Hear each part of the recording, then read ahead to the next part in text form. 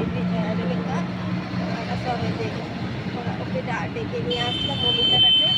তো গাই এখন রাস্তা করে যাচ্ছি আর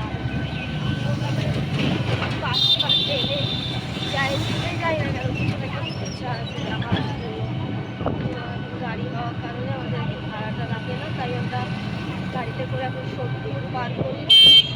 সোদপুর পার করে আমি যাচ্ছি তোমাদের ডক্টরের কাছে। জানি না কোনো কতটা ভিড় আছে ওখানে, আমাদের ডক্টরটা দেখাবো।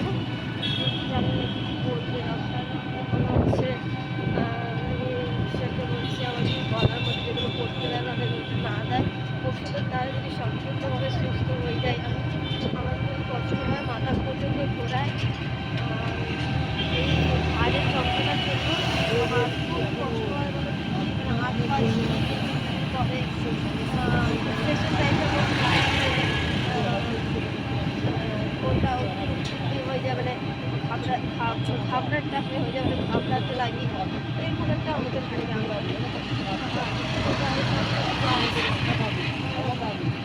চলেই এসেছি তোমার স্বাগত অব্দি আমরা অনেকটা এগিয়ে আর কিছুটা বাকি আছে। স্বাগত আমরা পৌঁছে যাবো।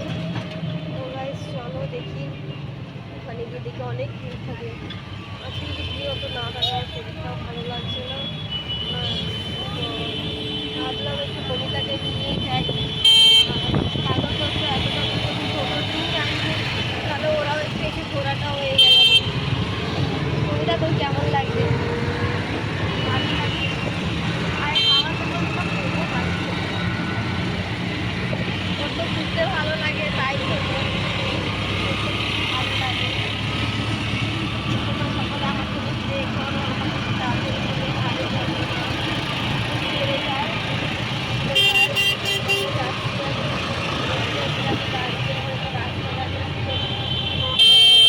রামাঘাটি পার করলাম, এগিয়ে যাচ্ছি কাছাকাছির মধ্যেই আছি আমরা সাগর দত্ত। তো গাইস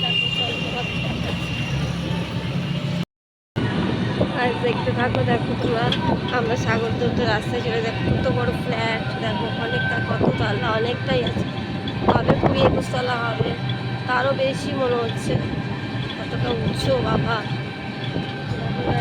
রাস্তা দিয়ে আমরা সাগর দত্ত রাস্তা দিয়ে যাচ্ছি, বেশ ভালো লাগছে সাগর দত্ত রাস্তাটা। গাইস দেখো ভালো লাগছে, তারপরে দাদাভাই গাড়ি চালাচ্ছে।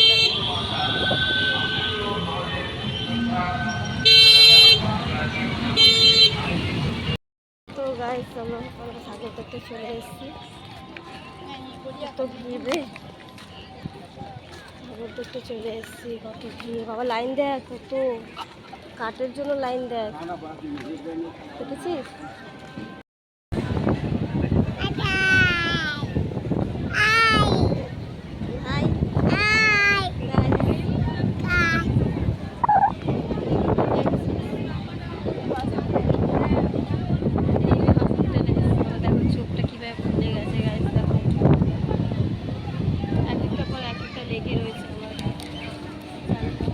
লাইনে গেছে, লাইনে দাঁড়িয়ে হচ্ছে, দিল না। দিদি ওই যে বসে আছে, দিদি দেখ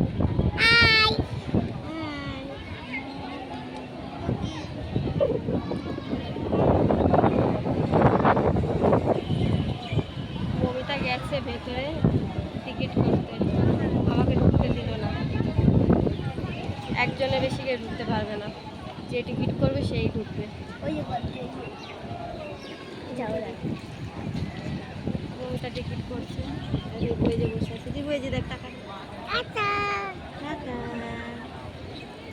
আসো মামা আসো।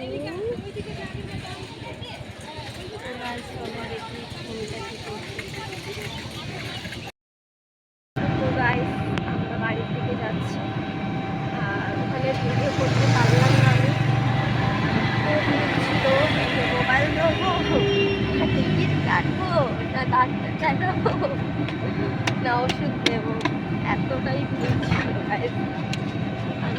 আর টিকিটটা কেটে দিয়েছে বলে ওখানে লাইনে দিতে হয়নি, কিন্তু জায়গায় দেখাতে হয়েছে আমাকে। যে পাটা আমার দিকে তুলে দে, বোতলটা ধরবি কেন? বোতল ধরবি না, সব আমাকে দিয়ে দে তুই।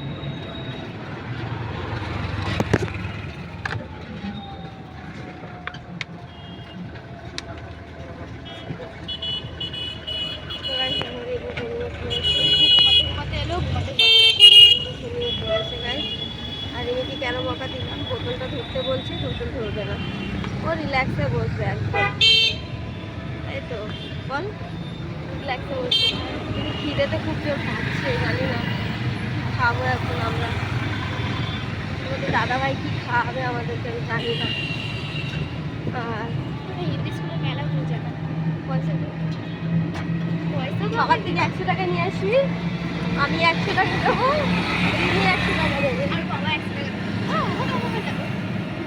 মামাকে বলবো কালকে নিয়ে যেতে, মেলা কালকে প্রার্থনা করিস আমার জন্য, আমার তাড়াতাড়ি করে ঘাটটা ছেড়ে।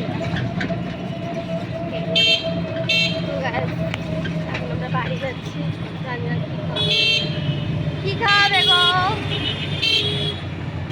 গাড়ি চালাচ্ছে তো কথা বলতে না করে। এটা কি রে মোনা?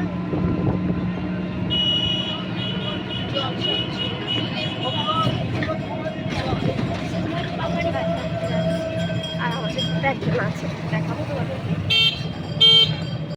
দেখো বাবা আছে, বাবা খুব জোর ঘুম পেয়েছে, জানি, বুঝতেই পারছি। রিমিরও ঘুম পেয়েছে, সবাই টায়ার হয়ে গেছে, সবাই ভাবছে খেয়ে ঘুমিয়ে পড়বো, খুব ভালো লাগছে না।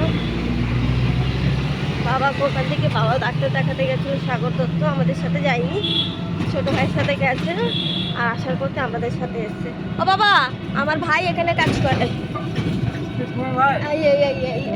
এই ল্যাবে, এই যে এখানে, এই যে আমরা সেদিন এখানেই এসেছিলাম।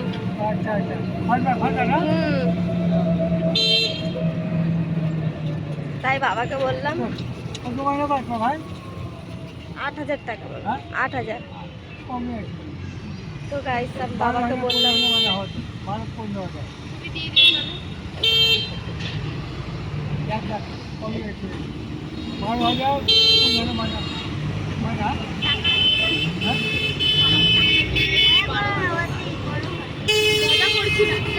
করতেই পার, দাদু হয় ওই ওই ঠাকুমা, তো বলবি ওকে ঠাকুমা বল, দিদা বলবি, দিদা দিদা বলবি, ঠিক আছে চল, আজ থেকে আমি ওকে ঠাকুমা বলবো, তুই আমাকে মাসি, ওকে চল হাত মেলা, চল ভালো করে।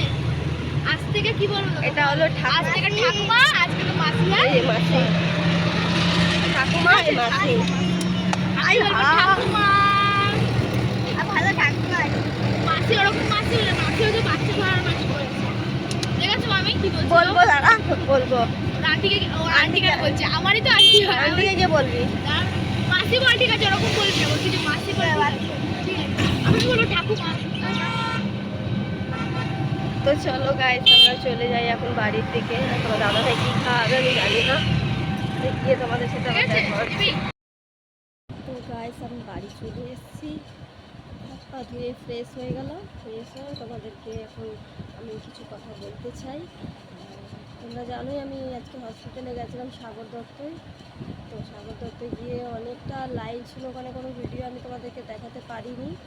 আর মানে এতটাই লাইন, প্রথম লাইন মৌমিতা গিয়ে দিয়েছে, টিকিট করে এসছে, আগে আমি এন্ট্রি করেছি, তারপরে ও টিকিট করেছে, করে আবার বেরালাম, তারপরে আবার ডক্টরের কাছে গেলাম, ডক্টরের ওখানে লাইন ছিল, তাও 20 জন মতন ছিল লাইন, 20 জনের পর আমরা দেখিয়েছি। তারপর সেখান থেকে আবার বললো কি আবার একজন 3 নম্বর রুমে গিয়ে দেখাতে হবে। তো আবার 3 নম্বর ওখানে গিয়ে তারা বলছে আবার আরেকটা টিকিট করতে হবে, তারপর আবার একটা টিকিট করলাম, টিকিট করে তারপরে আবার ওখানে জায়গায় টিকিট করতে গেলাম, সেখানে আবার কি আবার সেখানে দাঁড়িয়ে আবার টিকিট করে তারপরে আবার 3 নম্বর ঘরে গেলাম, 3 নম্বর গিয়ে আবার ভেতরে যখন গেলাম ডক্টরের কাছে, ডক্টর ওখানে 2-3 জন ছিল, ওখানে গিয়ে দেখিয়ে তারপর উনি বললো কি এই ওষুধগুলো 1 মাস খেতে হবে, খেয়ে তারপরে তোমার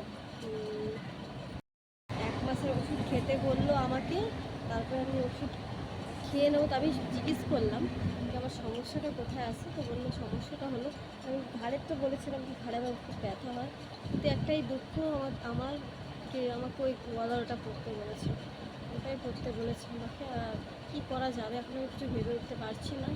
তোমরা তোমরা আমাকে সাপোর্ট করো। অনেকটাই খরচা আছে, কিন্তু চেষ্টা করবো কেনার আমি। তো তোমাদের জানোই, তোমাদের দাদা ভাইয়ের কাজকর্ম ঠিকঠাক এখন চলছে না, কিন্তু যাই হোক ঈশ্বর চালাচ্ছেন আমাদের।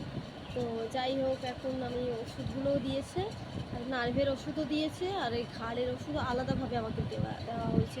দুটোই ওষুধ খেতে হবে। আর সেই ওষুধের জন্য মানে মিনিমাম 30-40 জনের পরে ছিলাম আমি, এরকম লাইন ছিল। শরীরটাও খারাপ লাগছিল ওখানে, একটু মানে একটু মাথাটা ঘুরছিল। আর তারপরে দেখি একজন কাকিমা অসুস্থ হয়ে যায়, কেউ ওখানে হাওয়া দিচ্ছে না, মানে উনি বলছে কেউ একটা হাওয়া দিলে খুবই ভালো হয়, আমার শরীর একটু হালকা লাগে।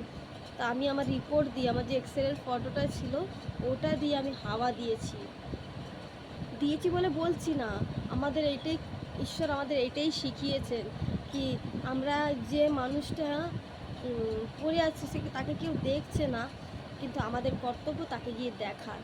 তো গাইস, তোমরাও অবশ্যই এরকম কোনো মানুষকে যদি দেখো কি উনি অসুস্থ হয়ে পড়ে গেছে, বা ওনার কেউ বাড়ির লোকরা নেই, তাকে গিয়ে তোমরা হেল্প করবে, তাহলে তোমাকে ঈশ্বর তোমাকে আশীর্বাদ করবে। কোনো সময় তোমার জীবনের কোনো দুর্ঘটনা হলে তোমাকে একজন কোনো তোমার পাশে লোক পাঠিয়ে দেবে। তো যাই হোক, ওখানে লোকরা আমাদেরকে দেখছিলো, আমি করলাম, তারপরে আমি ওষুধটা নিতে যাবো, তাই আমি তোমাদের দাদাভাইকে বললাম তুমি একটু আন্টিটাকে হাওয়া দাও। তো ওইটা দিয়ে হাওয়া দিচ্ছিলো। তো গাইস, আর আমার ওষুধগুলো দিয়েছে, ওষুধগুলো খাই, আর একটা ওষুধ বাইরের থেকে কিনতে হবে, সেটাও তোমার দাদাভাইকে বললাম কি ওষুধটা কিনে দিও।